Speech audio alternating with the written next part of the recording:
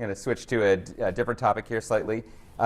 You've had some comments apparently lately about security and privacy in machine learning, and maybe share some of those here. Yeah, anytime we make a new technology, we tend to go through this pattern where first we build the technology, and then later we try to make it secure and private. With telephones originally, you had the party line where you'd get on your little wall-connected phone, and there'd be one wire going out down the street, and everybody else on the street could hear your phone conversation if they picked up their earpiece. Then later we figured out how to isolate phone conversations. We found that a lot of the time it could be hard to start out with something that works and then make it secure. We're all pretty familiar with how challenging it is to achieve really strong cybersecurity. And that's partly because we started by building the internet first and then trying to make it secure later. With machine learning, I think it's really important that we figure out how to make it secure now while we don't use it in too many important application areas yet.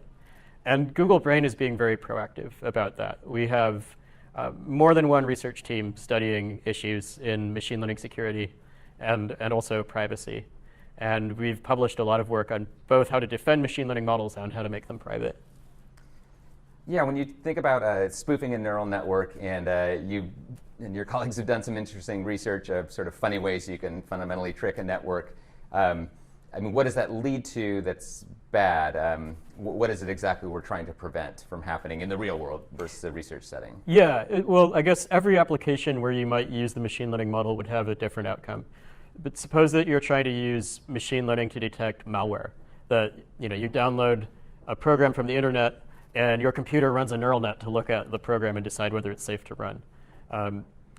You could imagine that a machine learning model could help you detect a lot of malware that you wouldn't be able to find with traditional techniques. At the same time, if the neural net itself is not secure, people could write malware that actually fools your neural net malware detector.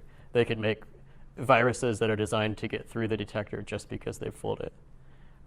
But every application area has different things that the attacker might try to do when they fool your machine learning system. Gotcha.